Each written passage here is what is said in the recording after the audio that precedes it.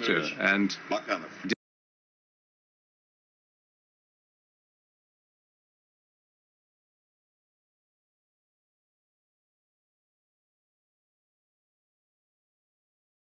Dmitry Bakanov has just joined us. Welcome. He's the General Director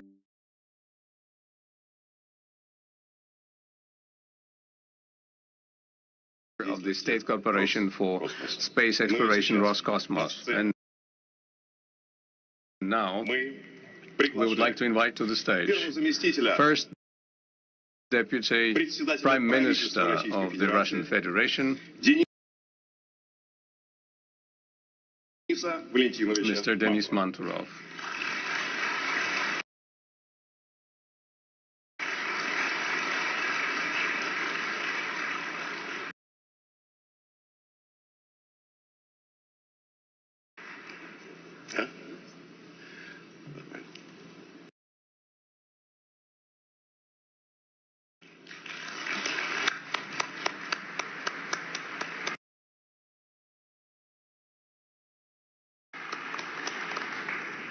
Good afternoon, dear colleagues, dear friends. Please allow me, first of all, to read the words of welcome from our President to the participants, organizers, and guests of the forum. Dear friends, I greet you at the first Russian Space Forum, which is a central event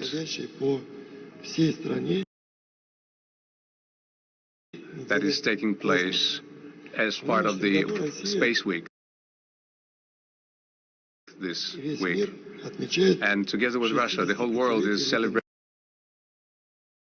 the 65th anniversary of the legendary flight of Yuri Gagarin into space. This historic launch became one of the greatest accomplishments of the 20th century. It ushered in a new era in the history of mankind. We are proud of several generations of talented scientists, designers, cosmonauts, military personnel, and civilian experts who are behind the national space program, who wrote really heroic pages into the chronicles of this industry's victories and achievements. Today, the development of the space complex, the strengthening of its human and technological potential is among one of our priorities. I would like to emphasize that in order to move forward, to stay leaders in space exploration, it is extremely important to unite efforts in the strategic efforts, the efforts of the government, business and research teams, and jointly deal with challenges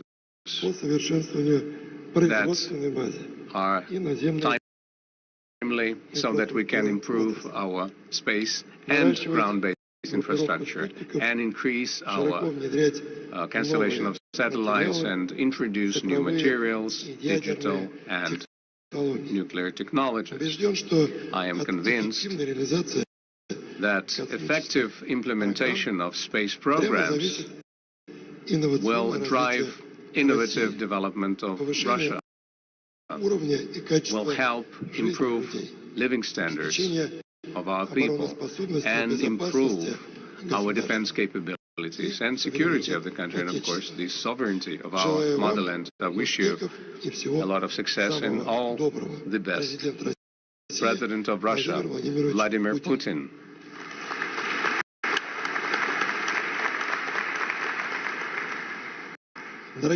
Dear friends, on my own behalf, I would like to extend my congratulations to all who are part of the space industry. we have started a new tradition. We hold the Russian Space Week every year. That decision by the President emphasizes the importance of the rocket and space industry and greater attention of the leadership of our country to the development of this field. The new Space Forum will serve as an additional source of ideas for promoting Russia along strategic areas of development in space exploration. At present, our first priority is to improve the effectiveness and efficiency of the facilities that are part of the space industry. For the industry, that's a sine qua non for strengthening its positions in the global race and in lowering the cost of launching payloads into orbit. In keeping with this drive, Roscosmos has been implementing a set of solutions aimed at optimizing the whole value chain associated with the launch services. That includes consolidation of engine production and rocket and launch vehicle production and the development of the ground-based infrastructure of our launching facilities and cosmodromes. And at the same time, we are transforming our facilities from the digital standpoint. We are using additive technologies for the entire range of engines, and we are introducing solutions that would allow us to reduce costs of design, testing, and production. This approach is relevant and is in line with today's challenges. It has been introduced in 9 of the facilities of the industry, and it needs to be further replicated and scaled up. I would also like to note the work that is being done for our advanced launch vehicles. Last year, we introduced and approved specifications for Amur SPG middle-class rockets and the prototype of a reusable first step of the rocket. The launch and the landing of the experimental system will take place in 2028. This is going to be an important step towards the new generation of domestically designed launch vehicles, which is based on reusable technologies. Let me separately note that at the initiative of some private players, we are now beginning to prepare for the launch of a conversion launch vehicle known as Start-1M, which is created on the basis of a combat Topol-M missile and is a confirmation of businesses' real participation in the development of complex space projects. And of course, for our country, it is extremely important to continue development of manned space flight technologies to ensure that we stay in space permanently, and there will be a project to launch into space the Russian orbital station. We will retain the orbit at 51.6 degrees orbit, and that decision will allow us to rely on the developments that have already been made by the Russian segment of the International Space Station. It will be upgraded and docked with the new modules. The key vector and the key milestone here is year 2028, when we will start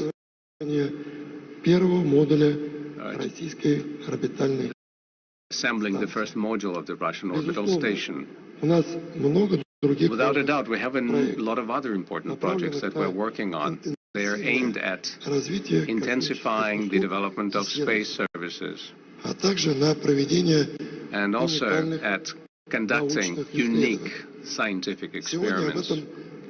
And today we will hear all of those things from our colleagues, and because we have about 40 countries representatives here at the forum, I would like to emphasize our commitment to expanding our international cooperation with other countries where it comes to the space agenda. And in that regard, we have developed very close partnerships with India, China, Kazakhstan, Belarus, and other programs are being prepared with such countries as Myanmar.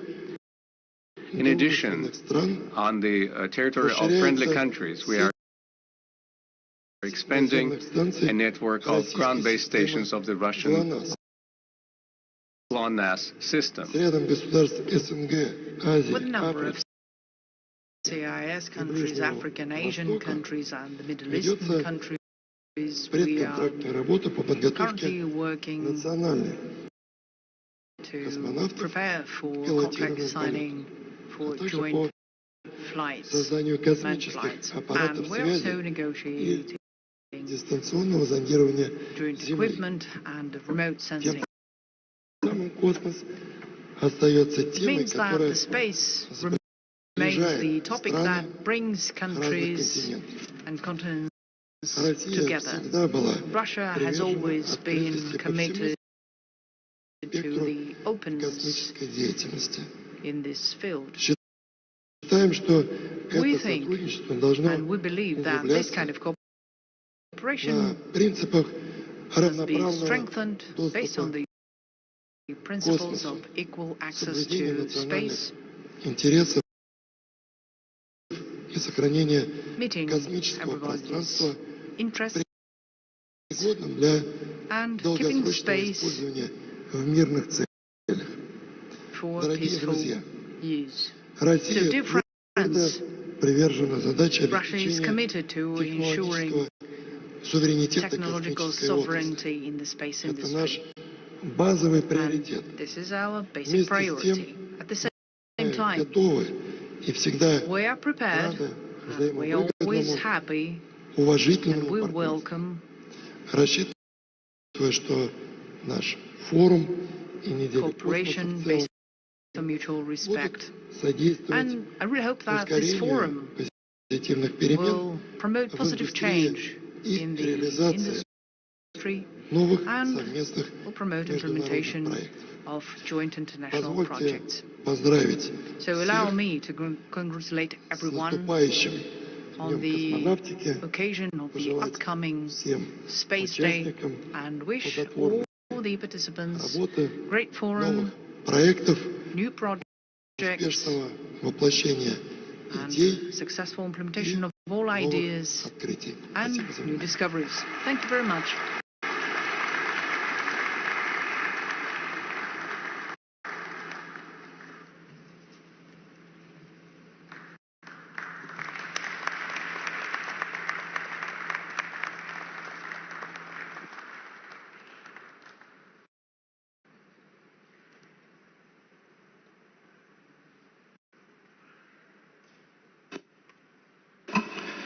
Спасибо Денису Валентиновичу Мантову. Thank you, Minister Mantrov. Вступление и за приветственное слово. Thank you for the welcome address on behalf of President of the Russian Federation, President Putin. Пару минут расскажу вам историю, You know, I have a short story. I don't think all of you know that. Perhaps even Mr. Bakanov doesn't know about this. 65 years ago, on the 11th of April, 1961, and on the 11th of April, приехали люди из Кремля in TASS office, a delegation from Kremlin has arrived, and they had 3 packages related to the upcoming, the next day,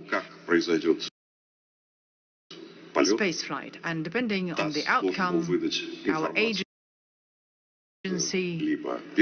was supposed to disclose either package number 1, or in case of success, package number 2, in case it was a failure, and the 3rd package. Unfortunately, we don't know what was in this package, and I'm really happy Zimbabwe, we don't know about it because in the morning of 12th of April 1961, our agency TASS has informed everyone that Yuri Gagarin has successfully traveled into space. And the life has changed.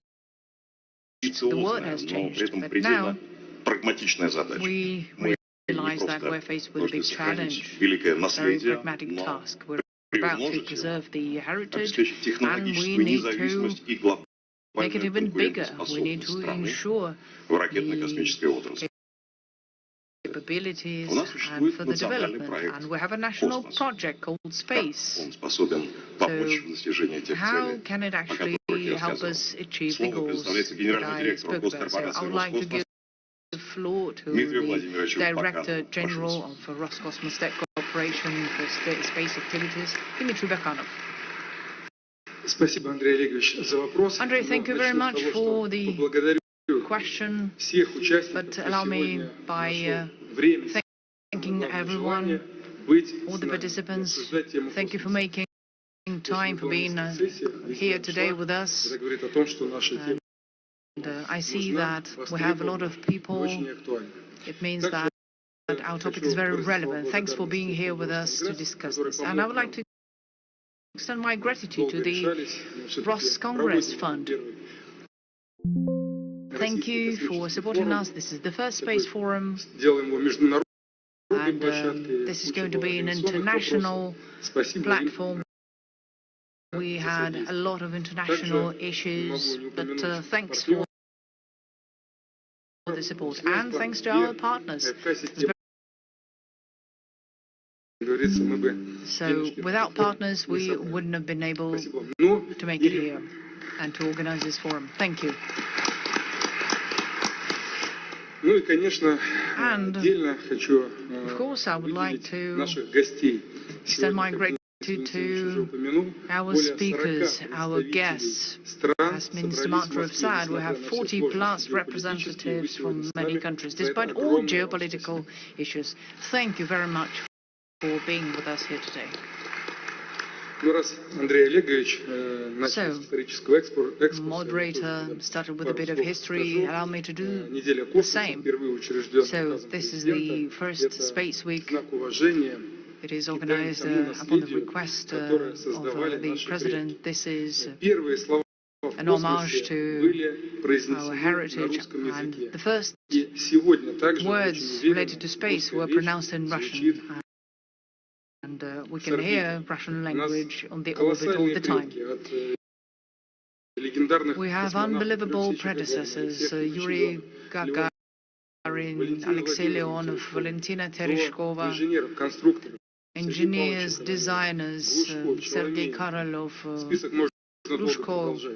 It's a long list, but what we need to do is to not only live with the heritage that they have created, but create as great a future as they have. Because you all know that apart from great pages in our history, we had some dark times, difficult times. I'm talking about the 90s, when there were a lot of disruptions.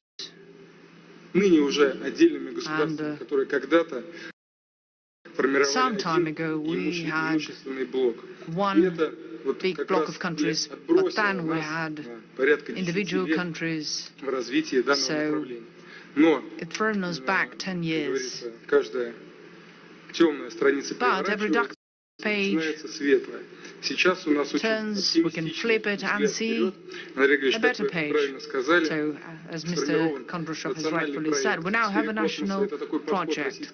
So this is the Russian Federation's approach, and this is an official document, and it has funding for it. And as we know, we're living in difficult times, but still Russia will do its best to stay compatible on all markets of services.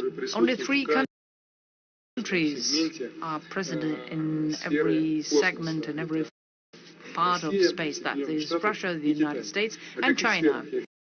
What fields am I talking about? That is manned space travel, and this is a bit romantic, as the like to see it. Despite all the sanctions, we still have an international space station, and apart from the Russian Federation, Japanese cosmonauts, Canadian, European Union, and American cosmonauts are participating in this, and we are moving forward, and we are designing the Russian orbital station, and it will soon replace gradually will replace the International Space Station. We have our own national cosmodromes, for example, Vostochny cosmodrome, fully independent, and we have 2 launch pads for Angara 5 and Soyuz, and we are working on the 3rd one for the project that Minister Mantrov has mentioned. This is a private investor. It's called STAT-1M, with a conversion for TOPL, and it'll be used to take satellites to the orbit. And we are already designing the 4th launch pad for the flyback Amur rocket. So, as for the rockets themselves, we're talking about all classes, heavy, light, super light, but the world is developing. It's moving forward, so economic reality is not the challenge that we're faced with. Everyone is calculating how much it costs, 1 kilo payload, and what matters, what's important, what matters to us. We need to be ahead of everyone. For that, we need to resolve this issue related to the return of the first stage. And as for constellations, as you know, we have 24 vehicles with GLONASS system on board, and gradually we are improving all the characteristics and properties, and when we all have K2 modification of GLONASS, then accurate positioning will be available. It's going to be as accurate as 2 meters. And they have connection, they have communication, and we have 2 players here. One company that belongs to the ministry, and Gazprom Space Systems. So it's called Yamal, and they have 5. So this segment is covered, but what's more, as you know, 2 weeks ago, we have successfully launched into orbit our new low-orbit broadband internet that was launched from Plesetsk Cosmodrome. Now the operator is already managing the system, and we'll have more launches, and we'll be fine-tuning the characteristics. But this first step was thrilling and important to us. Another set of services is optical photo shooting from space, so that's related to remote sensing, and here we focus a lot on attracting private players. Broadband internet is also related to that. So for that we have a market, and money was allocated, and these services will be bought out. So how does this work? Private investor invests, then takes it into the orbit, and the services provided by the equipment will be done by us. So we have a paid demand for the service, and the investor is interested in investing more and more in this field. As you all know, the overall market volume is $500 billion. So it's 500 billion rubles. So based on these services, we have services that are rendered to the end user, that is TV, navigation. We can't do without navigation. It's unthinkable.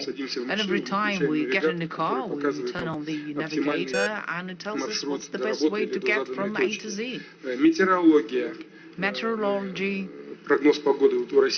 weather forecast. At the moment we have 22 devices. This is unprecedented, and it's important to us to keep this constellation. And all these services are provided everywhere, all over the world.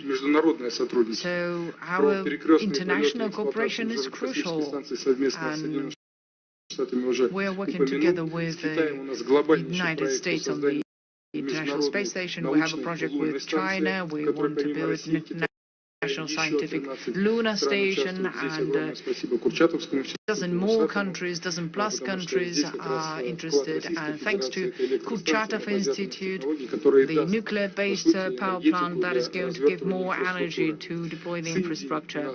With India, we have manned space travel, space flights project, Naganyaan project. So it's another field for joint cooperation with Kazakh partners. Our colleague is present here today.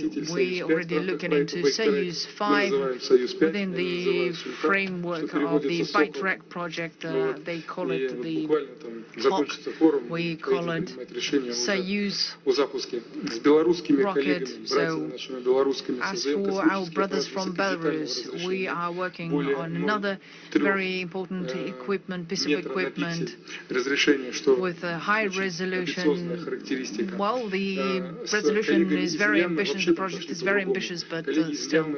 As for our colleagues from Myanmar, they are building a whole space industry in their country. And oftentimes, you know, many countries, when they come to us, to the United States, China, they buy a service.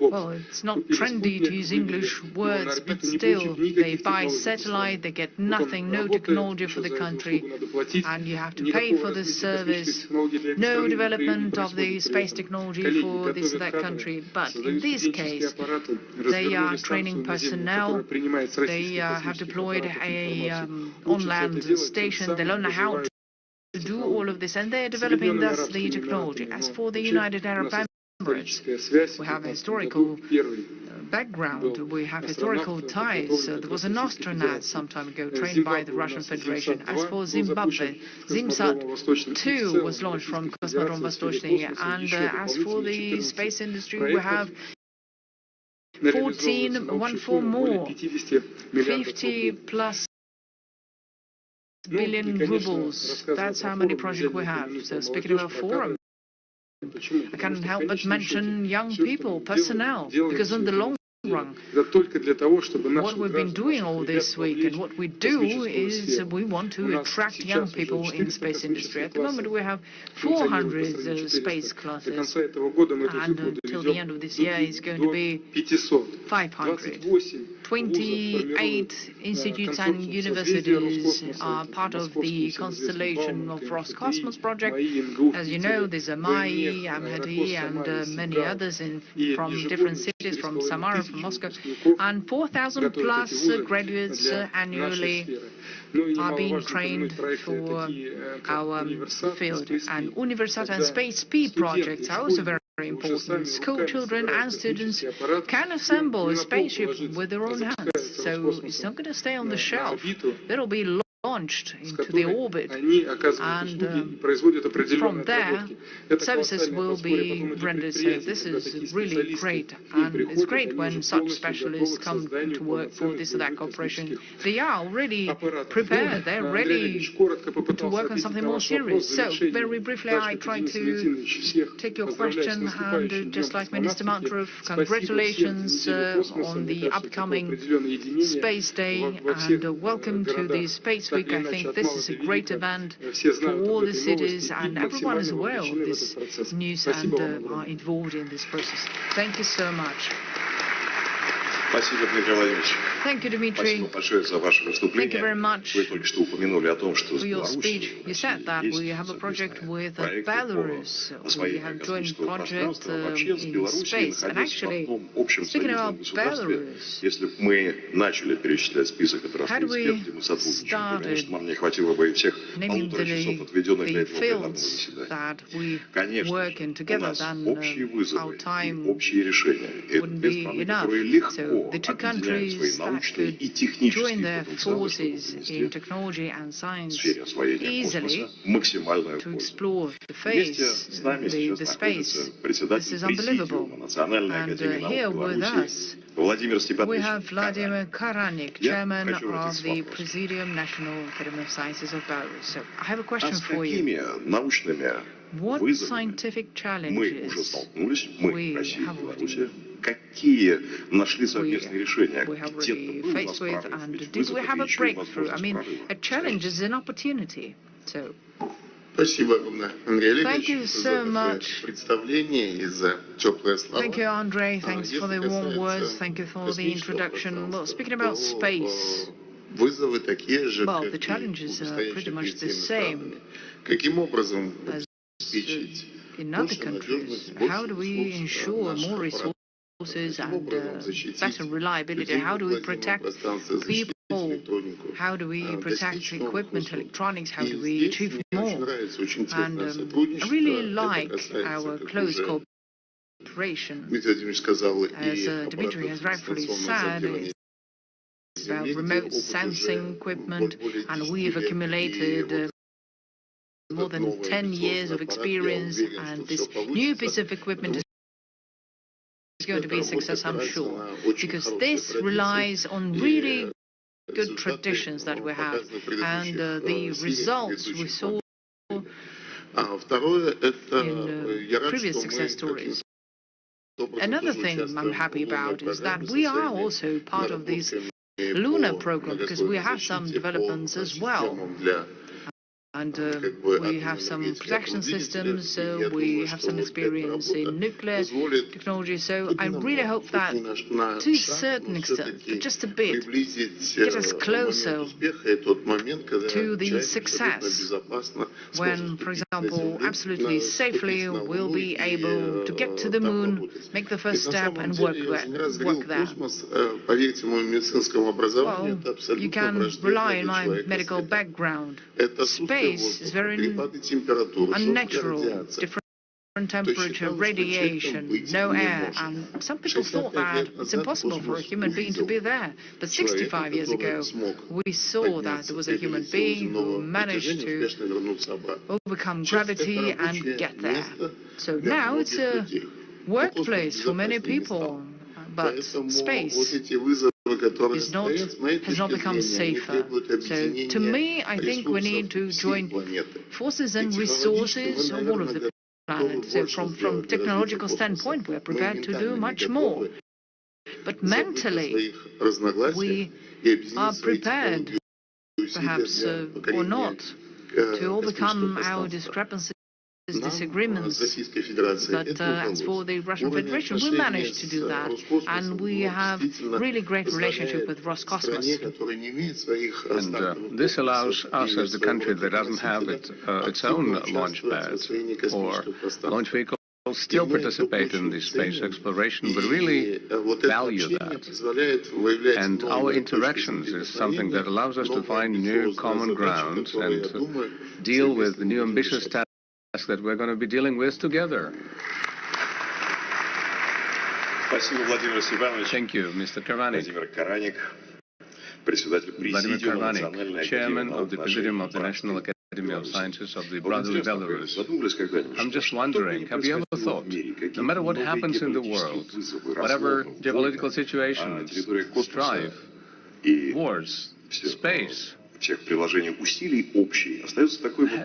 been and remains a territory of open dialogue between countries, no matter what happens in the world. China is one of the leaders in the space industry now and demonstrates its commitment to the values of the peaceful, multipolar space and openness to перечнем стран, a whole list of countries, including Russia, of course. And I would like to introduce to you the Deputy Director of China's National Space Administration, Mr. Bian Zhigang. The question for you is, what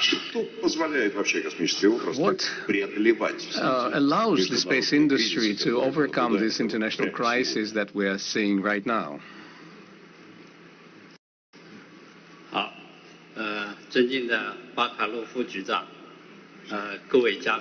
Dear moderator, dear guests, colleagues from the Russian space industry, ladies and gentlemen, good evening. Today, we gathered in Moscow to, of course, jointly honor the memory of the great cosmonaut Yuri Gagarin and commemorate the historic moment of the 65th anniversary of the first human flight into space. And my heart is filled with reverence and emotion for or in about this moment. 65 years ago, Gagarin was embodying humanity's dream of exploration of the new. He broke free from Earth's gravity and successfully entered space. This feat not only wrote a glorious new page in the history of space development, but also ignited the enthusiasm of people worldwide and created an indestructible spiritual monument that allows us to develop the global space industry. I think this is unforgettable. And indeed, Gagarin was born last century, and until this day, we can say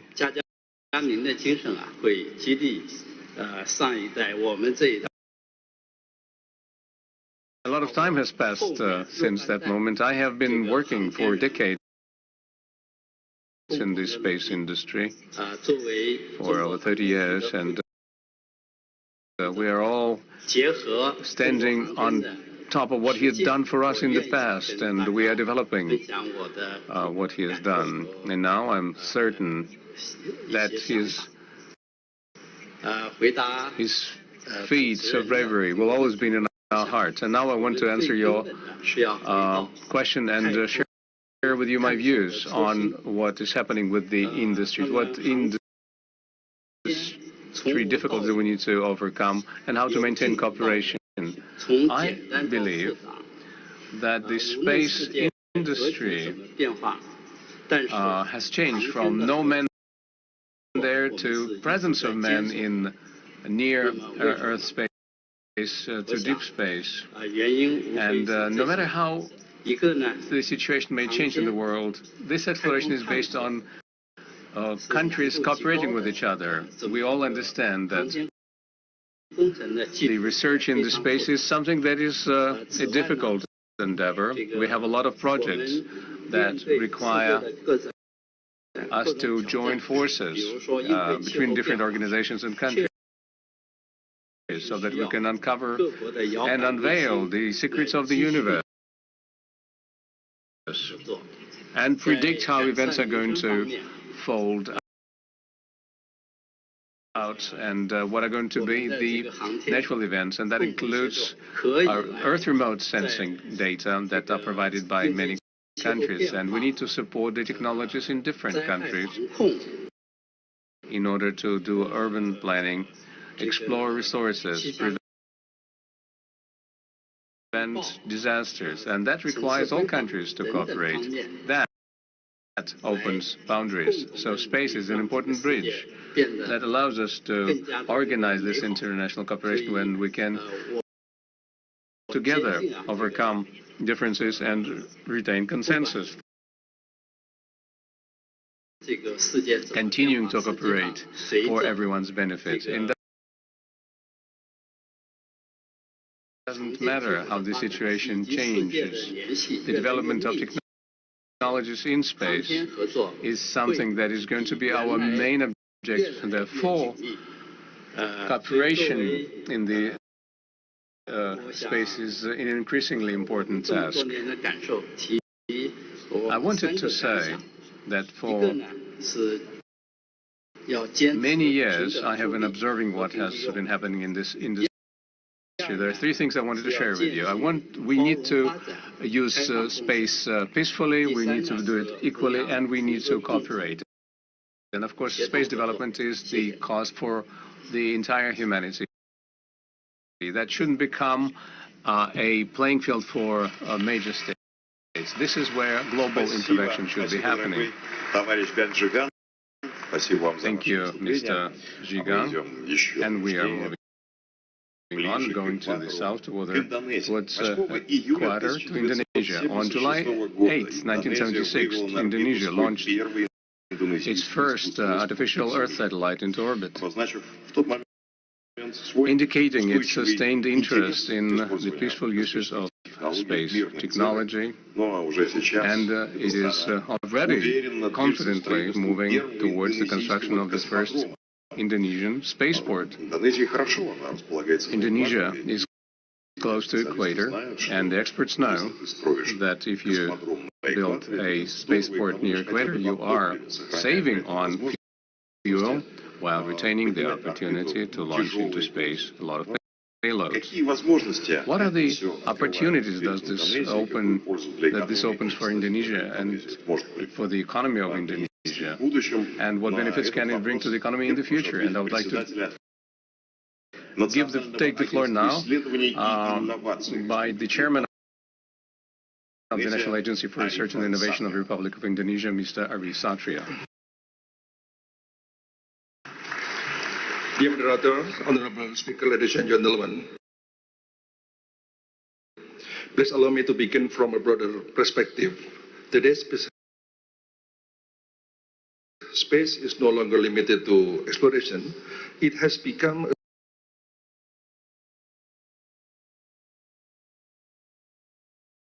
a strategic infrastructure that supports connectivity, economic activity,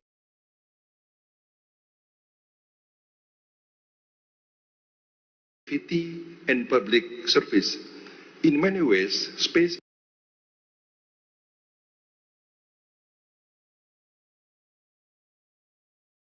is shaping how we manage development here on Earth.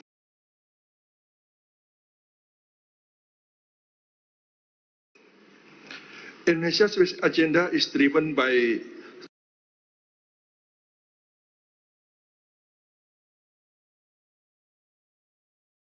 two main objectives: public service and economic value.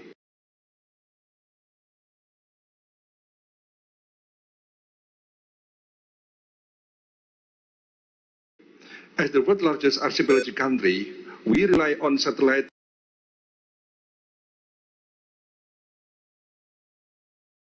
technology to expand connectivity, supporting education, healthcare, transportation, and digital economy across the country. At the same time, space technology enables us to monitor forest fires, manage marine resources, including prevention of illegal fishing, and improve agricultural productivity. Ladies and gentlemen, Indonesia is now transitioning from a user of space technology into a builder of space economy ecosystem. Through the National Research and Innovation Agency, BRIN, and I'm the chairman of BRIN, we ensure a clear regulatory framework while facilitating innovation and investment. In the long term, we see the space sector as a driver of high-value industry and job creation. And in line with our national agenda and roadmap of research and innovation, space is positioned as a national strategy to promote downstream innovation and economic value creation. And then to strengthen research industry ecosystem and to develop high-value technology-driven sectors. Space is inherently global. Indonesia firmly believes that outer space must remain a domain for peaceful purposes, guided by principle of sustainability and mutual benefit. Indonesia is ready to actively participate in the global space ecosystem Our equatorial location offers strategic advantages for launching, tracking, and strengthening space situational awareness. In cooperation with Roscosmos, BRIN is currently initiating the development of Bian spaceport for Soyuz launch vehicles. And we also extend this opportunity to other space launch providers, recognizing that launch capacity is a vital enabler for accelerating satellite constellation deployment. For example, BRIN has facilitated the Space Agency of India and China for their satellite launches and operations tracking. This year, Indonesia will operate Southeast Asia's largest optical observatory in Mount Timau, East Nusa Tenggara, eastern part of Indonesia, contributing to both scientific advancement and global space situational awareness. And in conclusions, Indonesia encourages an inclusive and responsible global space governance framework based on mutual respect, shared benefit, and peaceful use. Indonesia stands ready to work together with all partners to unlock the full potential of space for humanity. Thank you.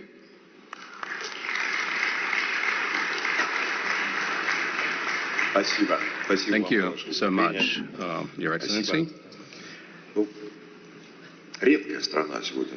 Well, a rare country would start building a space pad from scratch, but in order to participate in space exploration programs, you don't need to build your own cosmodrome. In principle, space exploration started with a global and it started as a global technical process where some countries that lead in one area could turn to other countries that have the infrastructure to launch into space their own research satellites, for example. Serbia is a country that has taken that path, a country that banks not on creating its own launch pad facilities, but it relies on the existing international chains. Once again, I would like to present to you a friend of Russia and my personal friend, Mr. Nenad Popovic.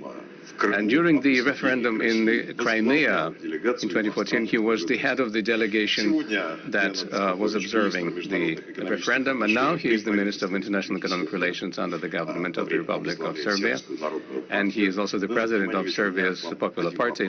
I have one question for you. Which formats of integration into space exploration Serbia has already chosen, and which countries are you going to cooperate, and how is this helping Serbia? First of all, I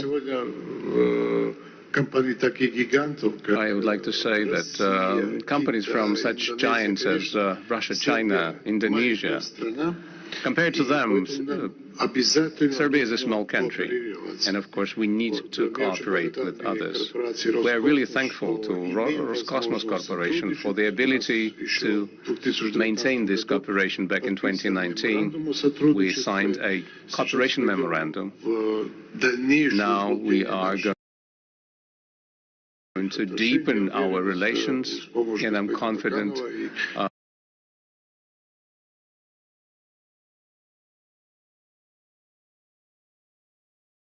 that Mr. Bakanov and his colleagues are going to help us with that, and we will be able to become a part of projects that would be commensurate with our size and the abilities of our engineers. Integration is central to space exploration. We made a decision that we want to participate in state-of-the-art technologies.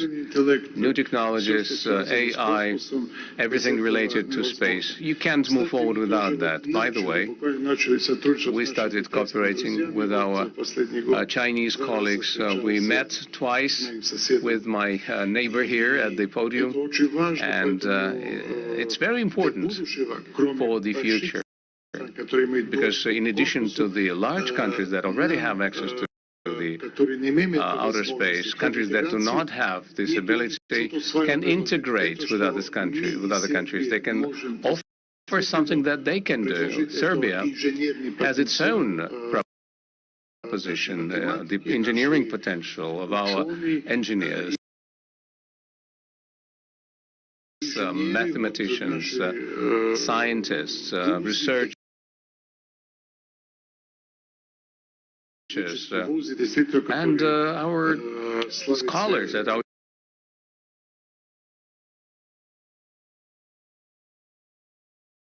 universities that are renowned for the good quality of education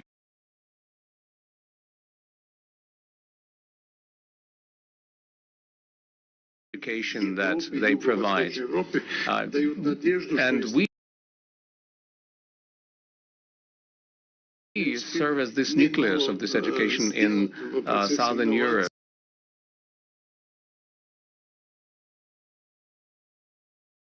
And together we can introduce innovations,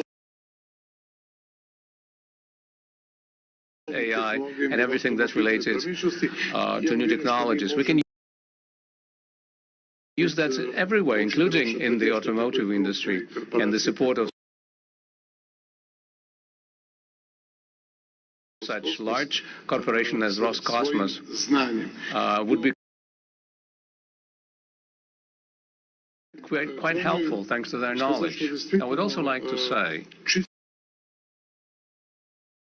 that the size of the population in the world is about 8 billion right now. And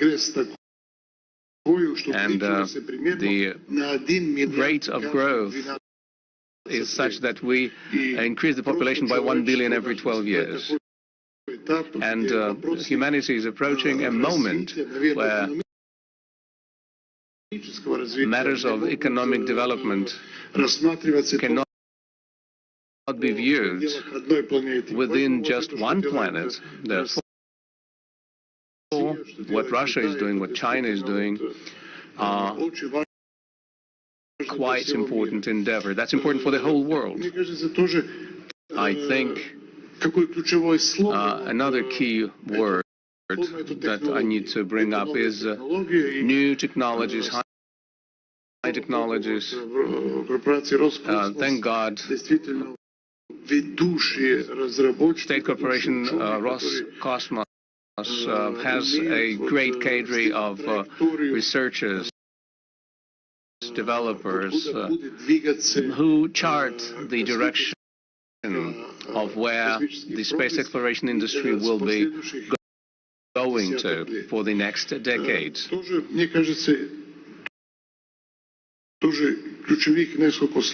few key words about the following. Who are developing or shaping the space agenda today? These are states. Are these states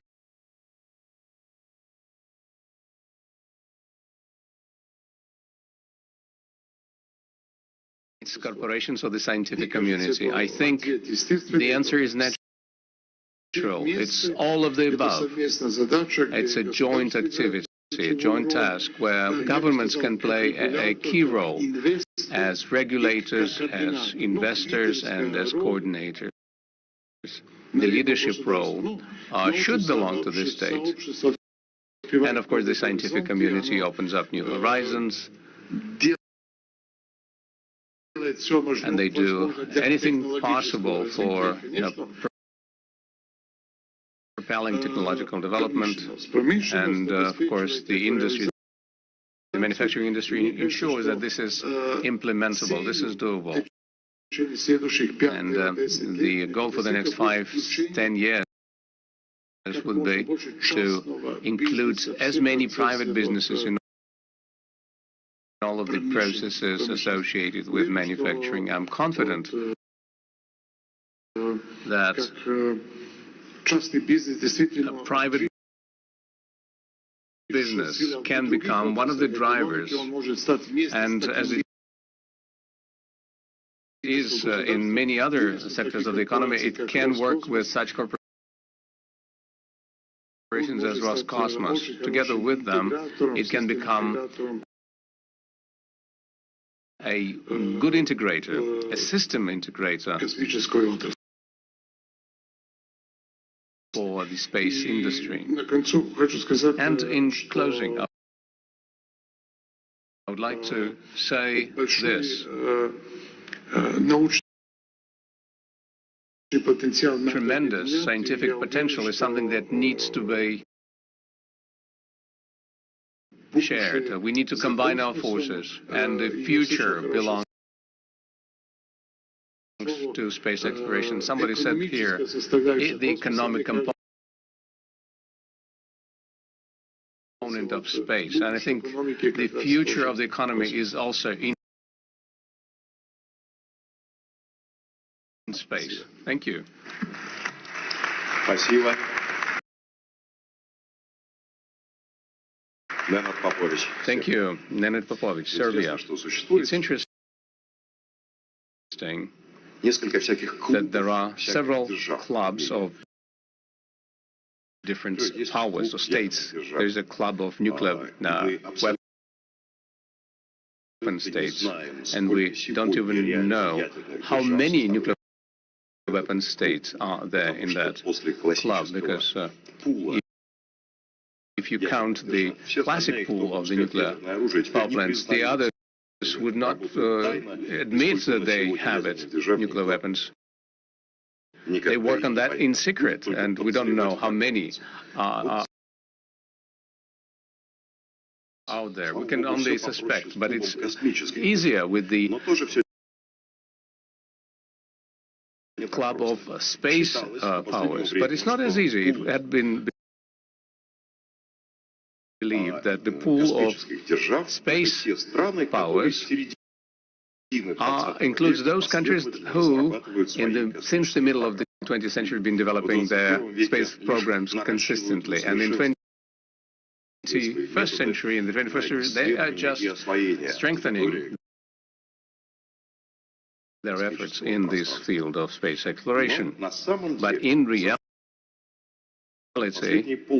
over the last 50 years, the number of countries that are ready to actively participate in space exploration has been growing steadily. For example, Zimbabwe. And it is a country that is developing its space industry very quickly. And now I would like to turn to the Minister of Higher and Tertiary Education, of Science, Innovation and Technology of the Republic of Zimbabwe, Frederick. Shawa. Which instruments do you use now for your development, and which goals and objectives do you set before yourself in space exploration, and why are you attracted to space?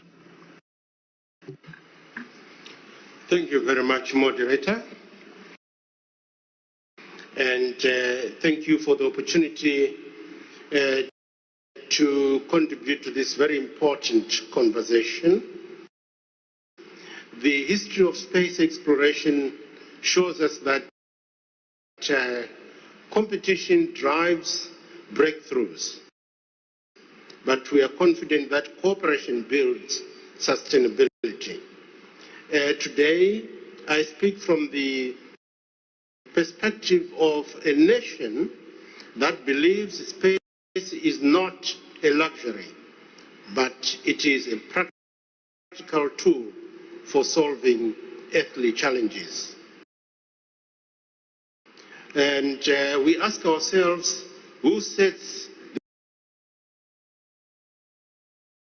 the space agenda? The space agenda today is shaped by, according to me, three actors: the states, corporations, and scientific communities.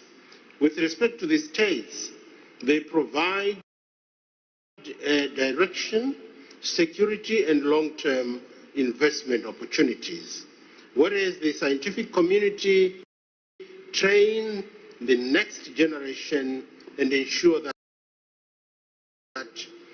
space serves humanity. And corporations drive innovation and commercialization. In Zimbabwe, Mr.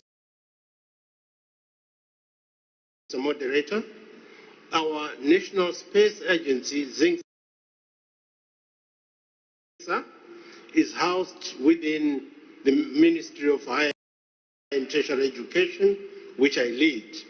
This ensures that science, policy, and practical application work together. We do not seek to replicate large launch programs. Instead, we focus on downstream applications and human capital development. With regards to cooperation in times of crisis, we ask, why does space remain a territory of cooperation even during geopolitical tensions? And space assets are global common debris, interference, and collision risks after everyone.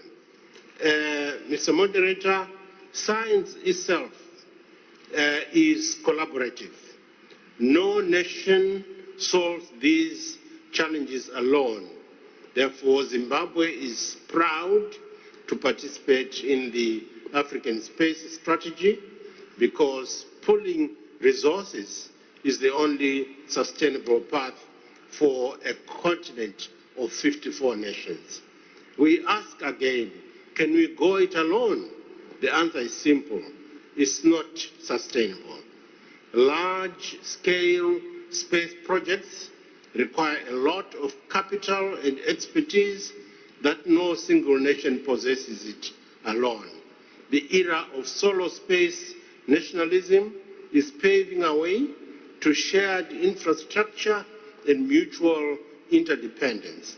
For developing nations like us, this means we can contribute meaningfully through talent, ground stations, and applications without bearing the full cost alone.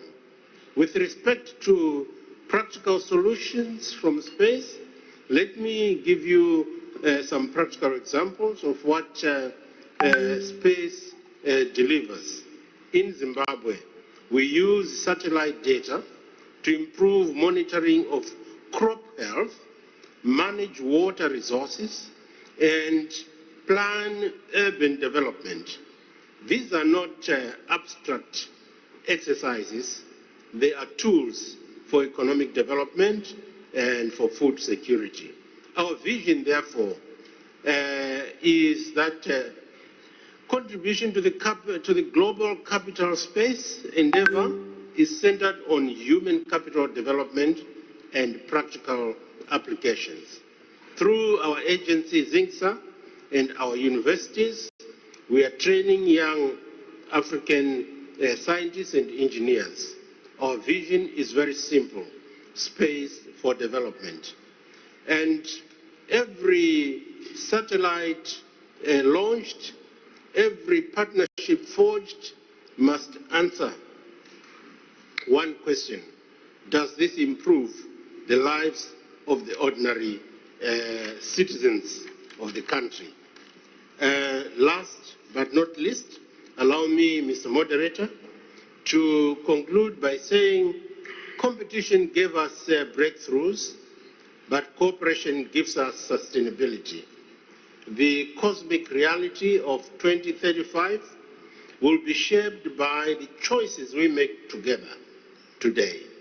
Zimbabwe stands ready to be a responsible, a cooperative, and practical partner in that respect. We are very grateful to our interactions with Roscosmos, and we are also happy that we are looking forward to launch our next satellite with the assistance of Roscosmos. I thank you.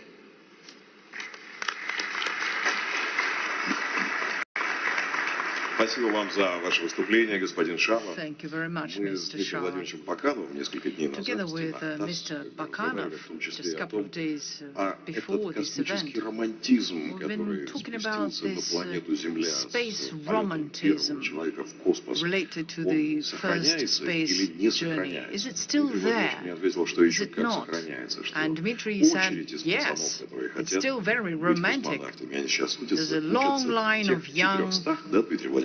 boys who wish to travel into space, because this is so romantic. So a lot has been done for young people, because young people want to be part of space. But exploration of space tells us that this romanticism is long gone, and today this is economic and geopolitical need to explore space. That countries that have nothing to do with space, at the same time confidently moving towards the stars. One of the countries is Myanmar. And Myanmar is confidently making its first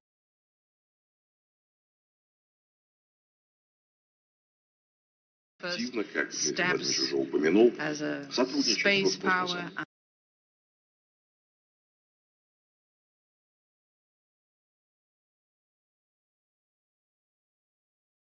And they're also working with Roscosmos. Of course, I didn't see any details in your speech, but perhaps we will hear more from you now. Perhaps where and with what countries you are working to be closer to the stars. So I would like to give floor to our next speaker, So Yan Mao, head of the Space Agency of Myanmar.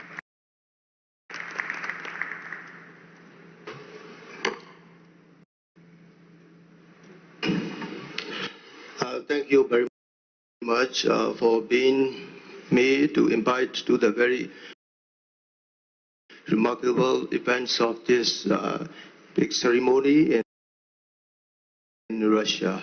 So as the moderator, Mr. Moderator said, our country is very starting point to the space journey, and before we are joining to the Roscosmos, we have no such opportunities, such space programs, but with the kind help of Roscosmos, not only in the commercial interests, the Roscosmos helps our country with giving very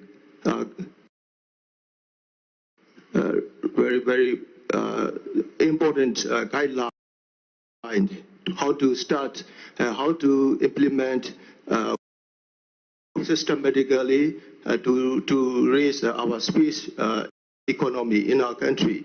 So now we are very deeply cooperating and collaborating with Russia via the Roscosmos. In addition, the Roscosmos, we are also joining with universities and academic institutes in Russia.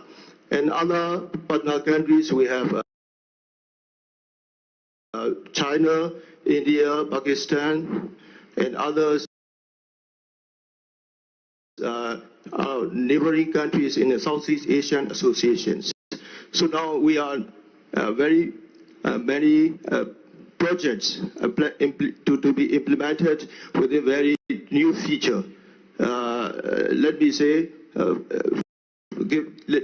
let me give some examples. In our countries, we have very interested in developing our people's socio-economic well-beings, because we have no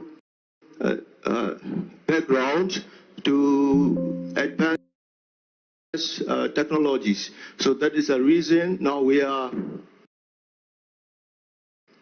studying for the well-being of our people. That means I like to say we are planning to use the satellite technologies, satellite applications for our daily life, for our socio-economic foundations, for our people's daily development. So, for example, now we are planning out remote sensing stations. Now we have only very few limited stations, but now we are extending to advance these stations with a higher technology from Roscosmos. And also we are focusing to get the good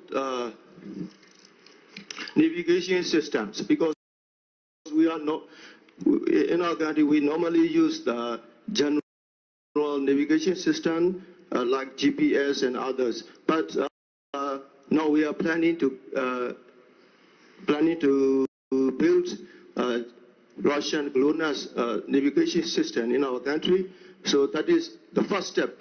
We will build one-way station. That means we can get the very accurate navigation data by GLONASS constellation satellites, and then we will extend to transfer these data to other areas in our country. That means we will use the GLONASS system, very accurate positions to the development of our agricultural system, from precision fertilization to our planning, and also for land surveying with the centimeter level accuracy. Significantly, that can reduce time and cost for national infrastructures. Another point of we are planning is the satellite-based search and rescue system. That is a co-search system. These projects can protect human lives.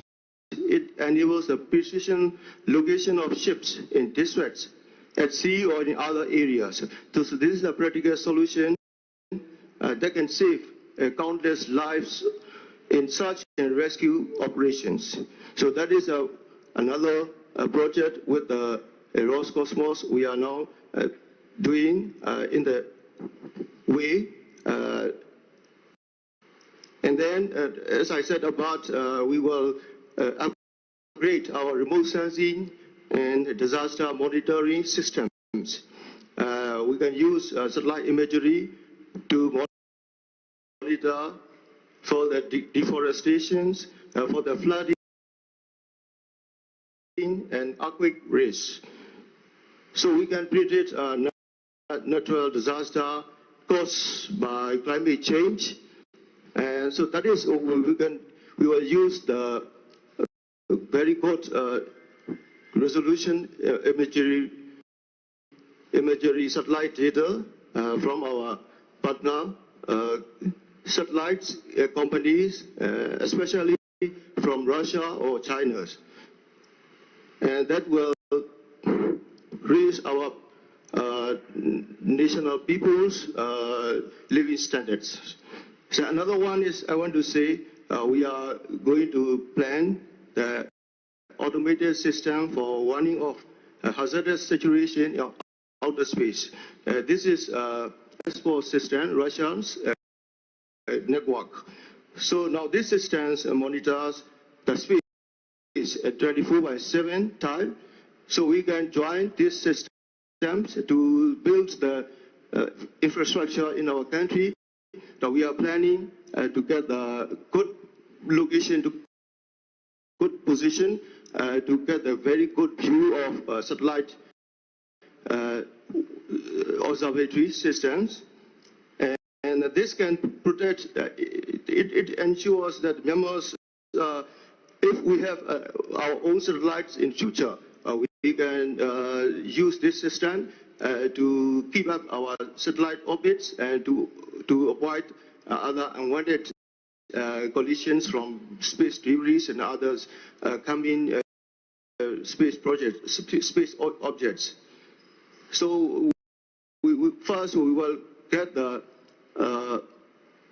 very beginning infrastructure of one or two export systems, and then we will try to the Russians network to share the data, and even we can share these data for the space situation awareness and space traffic management by the help of Russian and other partner countries in order to give our data for other countries to cooperate and collaborate for the space orbitals transits.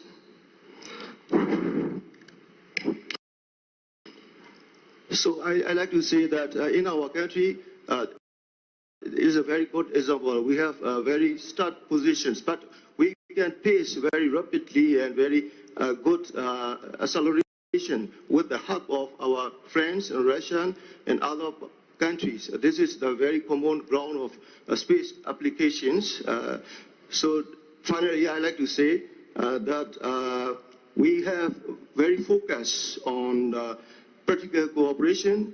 That means we are not just say that theoretically cooperating, but we want to get the practical cooperation with our partner countries.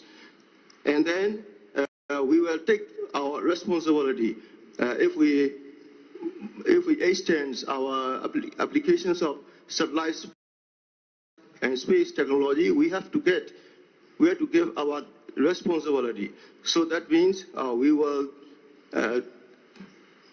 construct our space situation awareness center via the use of Russian technology, and we will also share our data to the other partners, associations, organizations for the responsibility of our space transit system safety and security.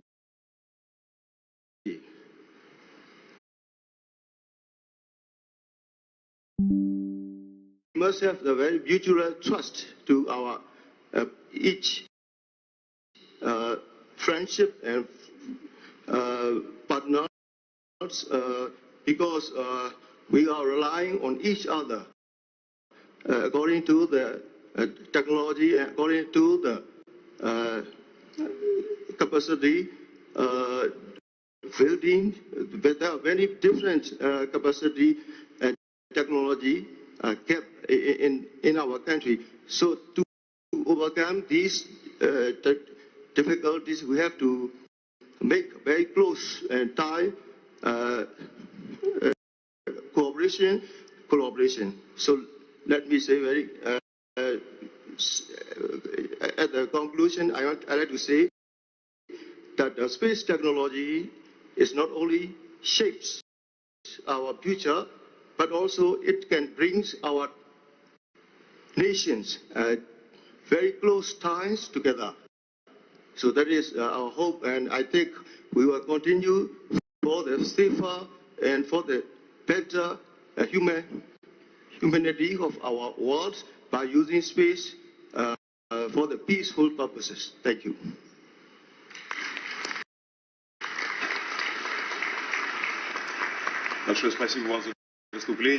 Thank you very much, Mr. Song Yao. Thank you so much for your speech. I had a thought.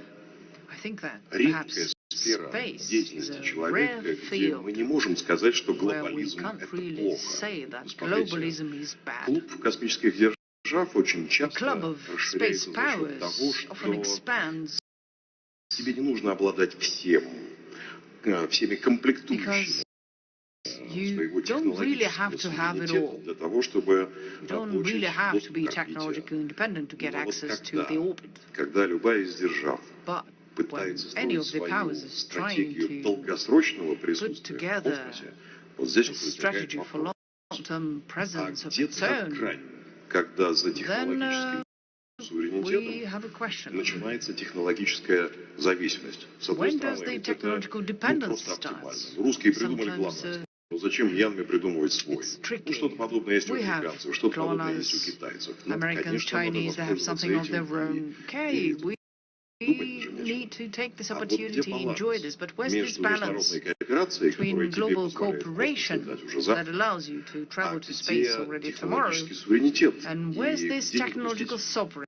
Where do we allow or don't allow technological dependence on big players? So let's welcome the representative of South African Republic, Humbulani Mudau, Chief Executive Officer, the South African National Space Agency. So, Mr. Mudau, I have a question for you. How developing economies can use space technology to achieve its national goals, and how do we find this right kind of balance between cooperation and dependency? Thank you very much, and good afternoon to all. First of all, I would like to send my regards and greetings from our Honorable Minister, Professor Blaine Zimande, who couldn't be here with you today due to other prior commitments. As a South African, I stand here filled with immense pride for what the future holds for Roscosmos and SANSA, and for the rich history of the relationship, sisterhood, and brotherhood we've enjoyed over the past few decades. Mr. Dmitry, Bakanov, distinguished guests and gentlemen,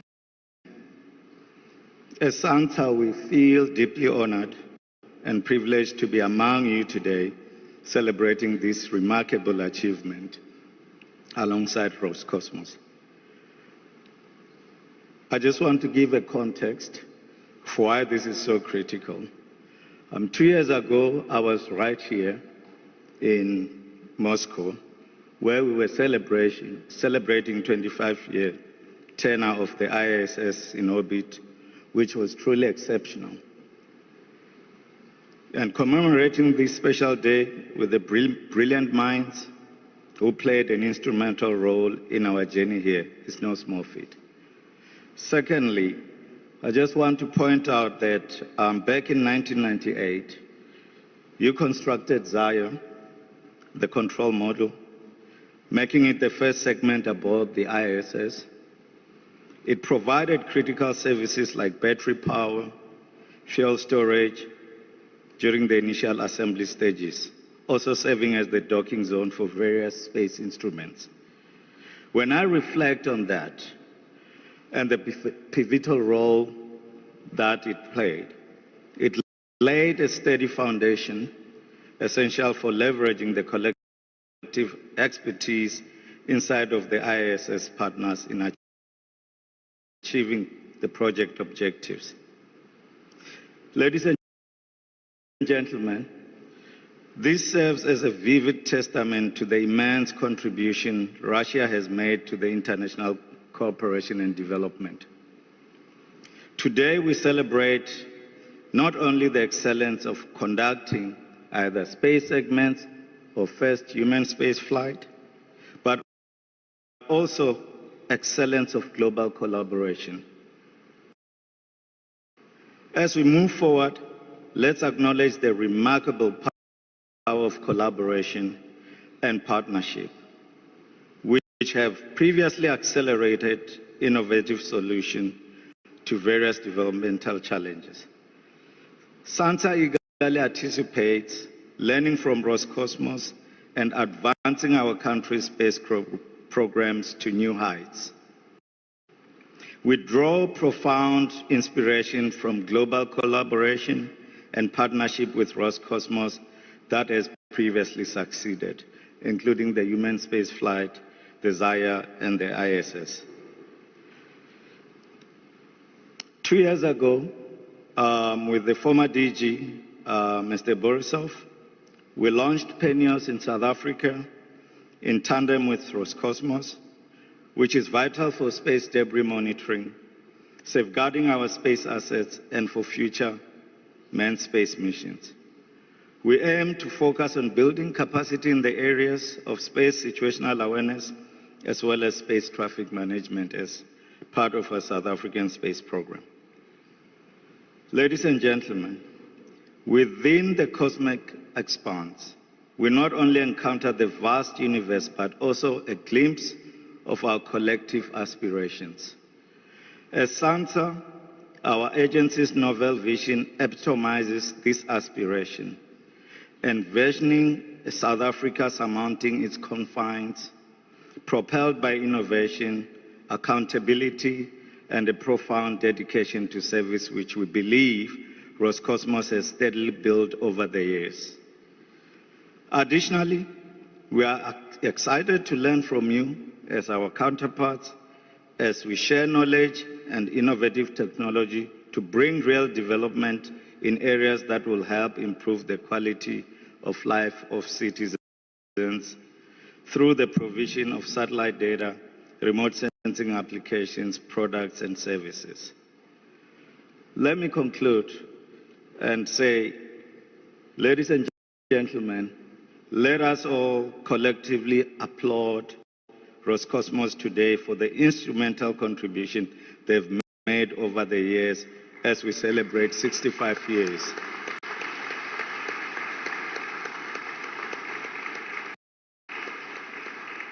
And furthermore, I encourage Roscosmos to continue leading in fostering international cooperation for the greater global good. I thank you.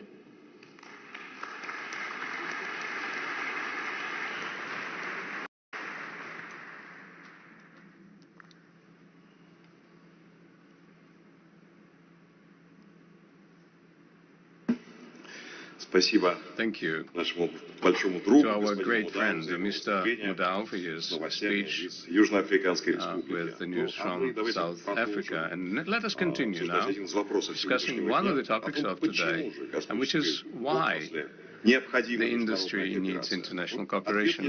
And India has the answer. It is very often said to answer this question, because cooperation can improve sovereignty, can strengthen it. What was the key factor in such rapid development of Indian space science, and what milestones will it have to achieve in the near future? We'll learn this from the individual that I'm about to invite to the rostrum. This is the director of the propulsion complex of the Indian Space Research Organization, Mr. Asir Pakyaraj. The floor is yours.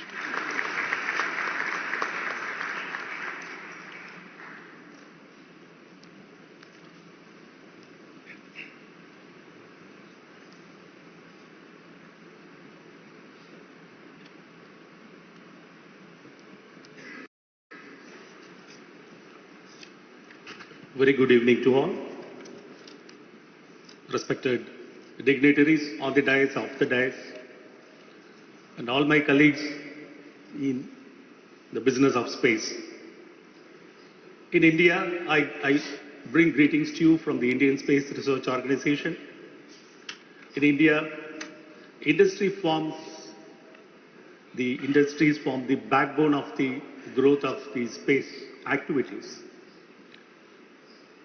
As it has been rightly told, when we started the program way back in late 1960s or in the early 1970s, industries were part in creating components, in fabrication of engines, stages.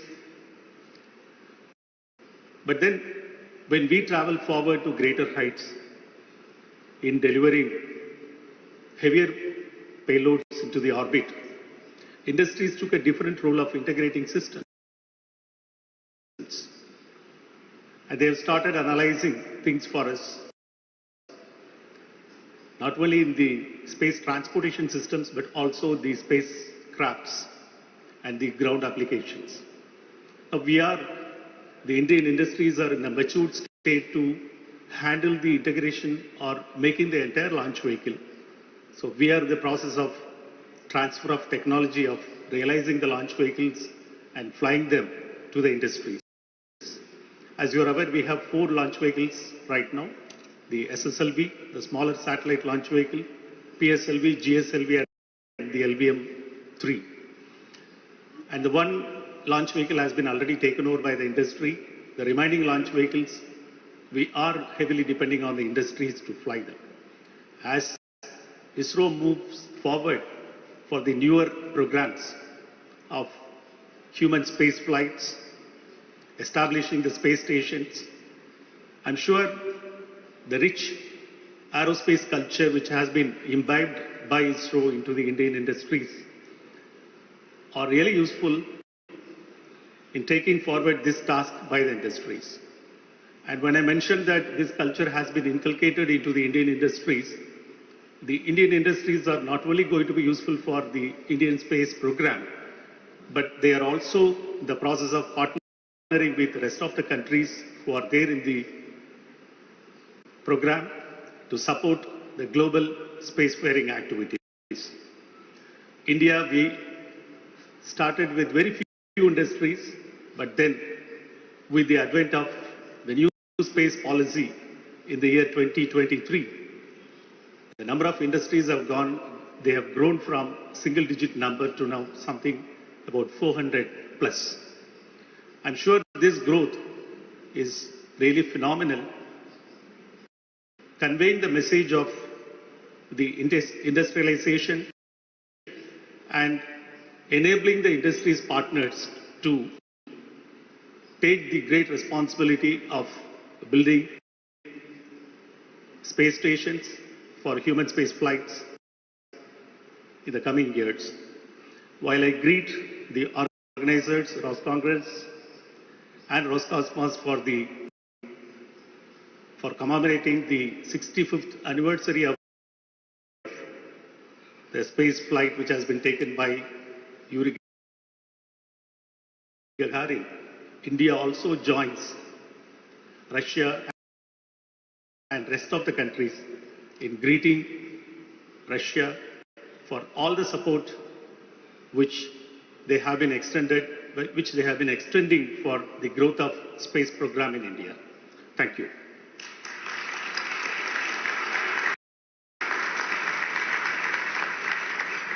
Thank you very much for your statement, Mr. Pakyaraj. You mentioned Bakanov, and I remembered that when I was a student during my first year, in 1991, I was in the Cosmodrome in Baikonur, but the Soviet Union had just ceased to exist, and the two countries, Kazakhstan and Russia,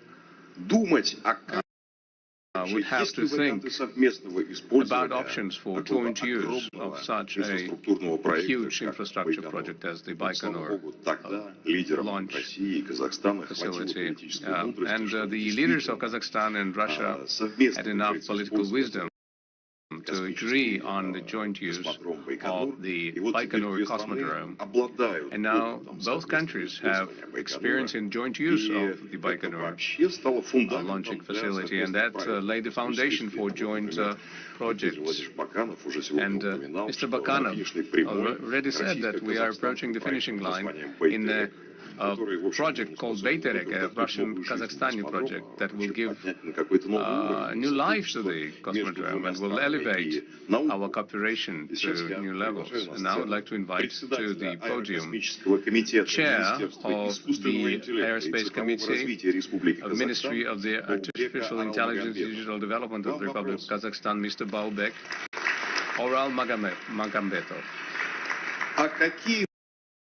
The question for you is, what are the goals that Kazakhstan has set before itself in the space industry all the way through 2030, and are there any political impediments that we had back in the 1990s, if you remember?